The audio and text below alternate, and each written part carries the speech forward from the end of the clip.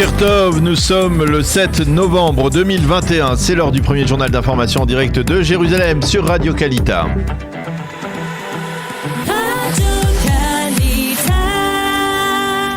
Radio J, le journal en direct de nos studios de Jérusalem.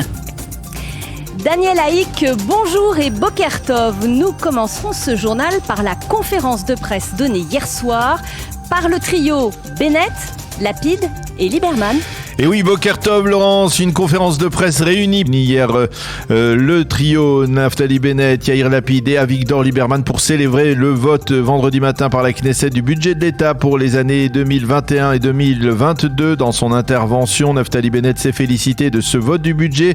C'est une grande bénédiction et un cadeau à l'État d'Israël, a-t-il déclaré. Le Premier ministre a affirmé que désormais son gouvernement allait pouvoir gérer les grands dossiers sociaux qui ont été, selon lui, délaissés pendant 3 ans, comme la hausse des prix dans l'immobilier, les embouteillages incessants sur les routes d'Israël, la délinquance et la hausse du coût de la vie. Notre gouvernement est stable et il ira jusqu'au bout de son mandat, encore affirmé Naftali Bennett avant de prendre l'engagement de respecter l'accord de rotation conclu avec Yair Lapid.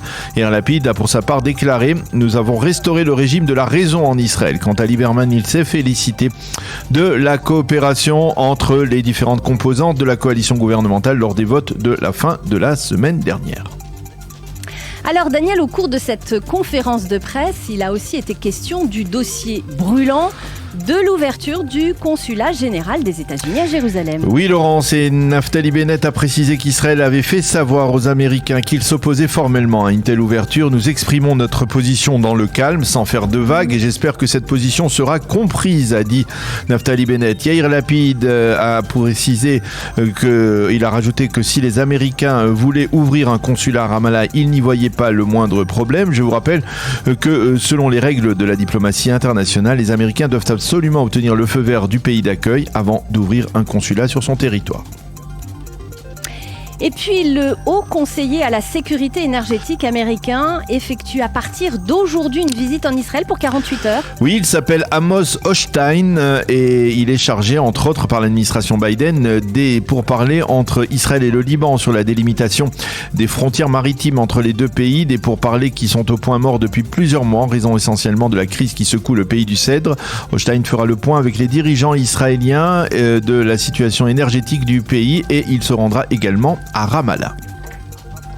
Et puis ce développement important qui pourrait intervenir dans très peu de temps dans les pourparlers entre Israël et le Hamas via l'Égypte. Oui, en effet, selon des sources égyptiennes et selon le journal Al-Arab qui paraît à Londres, les pourparlers progressent sur la voie d'un accord sur la restitution des corps des 2 soldats Ron Shaul et Hadar Goldin et des 2 civils israéliens, Abera Mengistou et Hicham As-Sayed. Selon ces sources, le Hamas pourrait remettre à l'Égypte des enregistrements sur le sort des 2 civils israéliens qui sont détenus à Gaza depuis 2014. Il convient également de préciser qu'en fin de semaine dernière, on a appris que le ministre égyptien des renseignements, Abbas Kamel, serait reçu prochainement par Naftali Bennett. Il semble probable même que ce puisse être pour donner son feu vert à un tel accord. Cependant, au sein du Hamas, on affirme qu'aucun progrès tangible n'a encore été réalisé. Il faut donc faire montre de prudence dans ce dossier. Des centaines de manifestants de la droite israélienne ont bloqué hier soir l'entrée de la capitale Jérusalem. Oui, il s'agit essentiellement de jeunes des collines, de Judée et de Samarie et de leurs sympathisants. Ces manifestants exigent de traduire devant la justice les policiers qui seraient, selon eux, responsables de la course-poursuite qui s'est terminée par un accident mortel qui a coûté la vie au jeune Aouvia Sandak il y a près d'1 an sur une route de Judée et de Samarie. Au cours de la manifestation, les protestataires ont endommagé des véhicules de police et ont blessé 4 policiers à la suite de jets de pierre. La police a arrêté 20 d'entre eux. Déjà jeudi soir dernier, les manifestants avaient bloqué l'entrée de la capitale pendant près de 2 heures. Et puis nous terminons ce journal par une information qui nous vient d'Irak. On apprenait ce matin d'ailleurs que le Premier ministre irakien aurait échappé à un attentat. Oui, selon les informations dont on dispose, un drone piégé a percuté la résidence du Premier ministre Moustapha El-Kassimi à Bagdad, dans un quartier où sont rassemblés les ambassades et les principaux ministères. Et le Premier ministre a échappé à cette attaque et 10 de ses agents de sa protection rapprochée ont été blessés. El-Kassimi a déclaré dans une courte intervention qu'il se sentait bien et qu'il fallait poursuivre un dialogue serein sur l'avenir de l'Irak. Les Américains ont condamné cette agression. Le porte-parole du département d'État, Ned Price, a publié un communiqué dans lequel il affirme, je cite, que notre engagement envers nos partenaires irakiens ne peut être remis en cause.